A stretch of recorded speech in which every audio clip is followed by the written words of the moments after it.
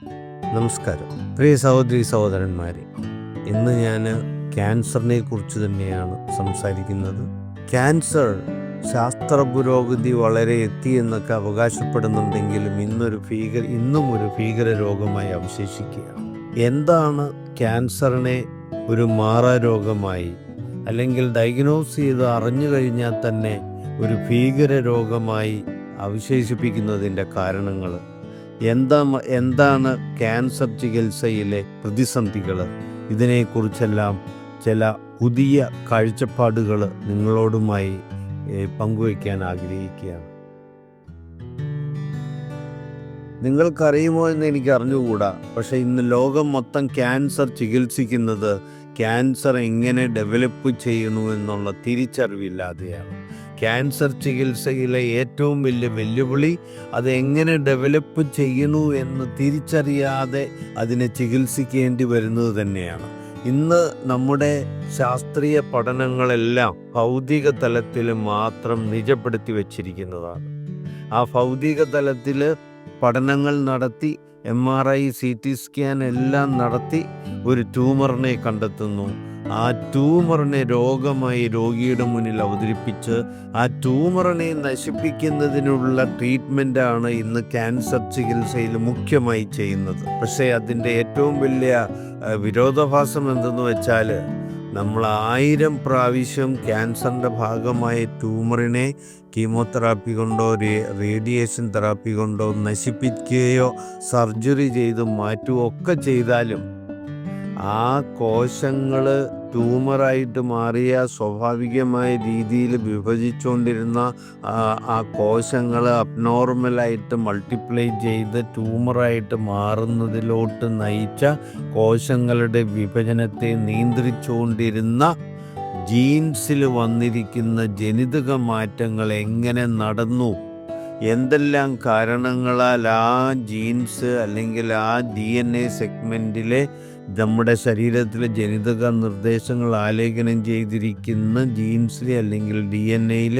ജനിതക മാറ്റം വന്നു എന്ന് തിരിച്ചറിഞ്ഞ് അതിലോട്ട് നയിച്ച കാരണങ്ങളെ രോഗിയെയും കുടുംബത്തെയും ബോധ്യപ്പെടുത്തി കൊടുത്ത് അവരെ അതിൽ നിന്ന് മാറ്റുക കൂടി ചെയ്തതിന് ശേഷം ഈ ട്യൂമറിനെ കരിക്കുകയോ മാറ്റുകയോ ഒക്കെ ചെയ്തിട്ട് മാത്രമേ വീണ്ടും ട്യൂമർ ഡെവലപ്പ് ചെയ്യാതിരിക്കുകയുള്ളൂ എന്നുള്ള സത്യം ഇന്നത്തെ ക്യാൻസർ ചികിത്സകരും ക്യാൻസർ ബാധിച്ച രോഗികളും തിരിച്ചറിയുന്നില്ല.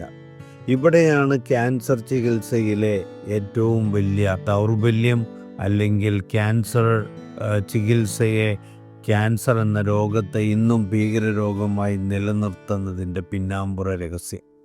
അവിടെയാണ് ഞാൻ ഇൻട്രൊഡ്യൂസ് ചെയ്യുന്ന ഡൈനാമിക് സയൻസ് എന്ന പുതിയ ശാസ്ത്രവീക്ഷണം നമ്മുടെ മനസ്സും ജീവശക്തിയും കോശങ്ങളുടെ വിഭജനത്തെ നിയന്ത്രിക്കുന്ന DNA എങ്ങനെ ശാസ്ത്രീയമായി ബന്ധപ്പെട്ടിരിക്കുന്നു എന്ന തിരിച്ചറിവിലൂടെ ഈ DNA റെഗുലേഷൻ എങ്ങനെ ഏതെല്ലാം ശക്തികളാൽ എങ്ങനെയെല്ലാം നടത്തപ്പെടാൻ സാധ്യതയുണ്ടെന്നുള്ള പൂർണ്ണ ബോധ്യപ്പെടലിലൂടെ ക്യാൻസർ എങ്ങനെ ഡെവലപ്പ് ചെയ്യുന്നുവെന്നും ആ ക്യാൻസർ കോശങ്ങൾ അനിയന്ത്രിതമായി വിഭജനത്തിലോട്ട് നയിച്ച DNA ആ ജനിതക നിർദ്ദേശങ്ങളുടെ ആ ന്യൂക്ലിക് ആസിഡ്സിൻ്റെ അല്ലെങ്കിൽ ന്യൂക്ലിയോടൈഡ്സിൻ്റെ സീക്വൻഷ്യൽ ഓർഡറിൻ്റെ നിയന്ത്രണം ഏതെല്ലാം ശക്തികളാൽ എങ്ങനെയെല്ലാം നിയന്ത്രിക്കപ്പെടുന്നു എന്നുള്ള തിരിച്ചറിവിലൂടെ ക്യാൻസറിൻ്റെ ശരിയായ കോസസിനെ കുറിച്ചും ഒക്കെ ബോധ്യപ്പെടാനും അത് രോഗിയെയും കുടുംബത്തെയും പൂർണ്ണമായി ബോധ്യപ്പെടുത്തി കൊടുത്ത് അതിൻ്റെ കാരണങ്ങളെ നിശേഷം ഇല്ലാതാക്കി ജുഡീഷ്യസ് അപ്ലിക്കേഷൻ ഓഫ് സർജറിയിലൂടെ റിവേഴ്സബിളായിട്ടുള്ള ക്യാൻസറിനെ എല്ലാം നമുക്ക് നാച്ചുറലായിട്ട് റിവേഴ്സ് ചെയ്യാൻ സാധിക്കുന്ന പോസിബിലിറ്റി വരുന്നത്. അവിടെ നമ്മൾ ഈ ഡൈനാമിക് സയൻസിൻ്റെ പുതിയ ശാസ്ത്രവീക്ഷണത്തിൻ്റെ ഫലപ്രദമായ ഉപയോഗവും അതോടൊപ്പം തന്നെ ഭൗതിക തലം വിട്ട് ഊർജ്ജ തലത്തിലോട്ട് കടന്നു ചെന്ന്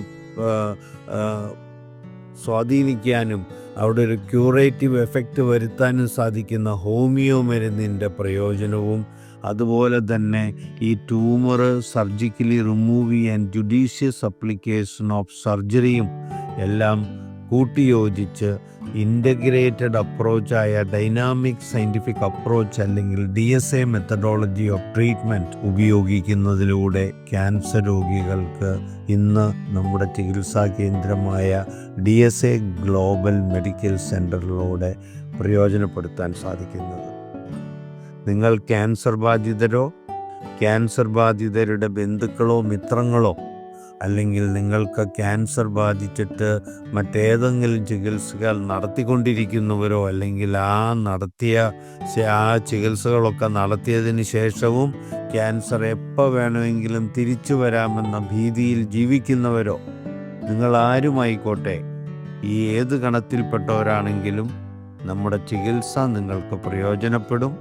ഇതൊന്നുമല്ലെങ്കിൽ നിങ്ങളുടെ മാതാപിതാക്കൾക്ക് ക്യാൻസർ ബാധിച്ച് നിങ്ങൾ ഹെറിഡിറ്ററി ടെൻഡൻസിയും പേറി നടക്കുന്നവരാണെങ്കിൽ പോലും ഈ ക്യാൻസർ എങ്ങനെ വരുന്നു, ഈ ക്യാൻസർ അബ്നോർമലായിട്ട് മൾട്ടിപ്ലൈ ചെയ്യാൻ കോശങ്ങളെ പ്രേരിപ്പിക്കുന്ന ജനിതക മാറ്റങ്ങൾ നമ്മുടെ ക്രോമസോമുകളിൽ അടങ്ങിയിരിക്കുന്ന ജീൻസിൽ ആര് എങ്ങനെ വരുത്തി എന്ന തിരിച്ചറിവിലൂടെ ആ ഹെറിഡിറ്ററി ടെൻഡൻസിയെ ഓവർകം ചെയ്യാൻ DSA മെത്തഡോളജി അല്ലെങ്കിൽ ഡൈനാമിക് സയൻറ്റിഫിക് അപ്രോച്ച് എന്ന ബെസ്റ്റ്, ലേറ്റസ്റ്റ് ആൻഡ് സേഫസ്റ്റ് ആയിട്ടുള്ള നൂതന ചികിത്സാ മാർഗത്തിലൂടെ സാധിക്കും എന്നുള്ള വിശേഷം നിങ്ങളെ അറിയിക്കുകയാണ്.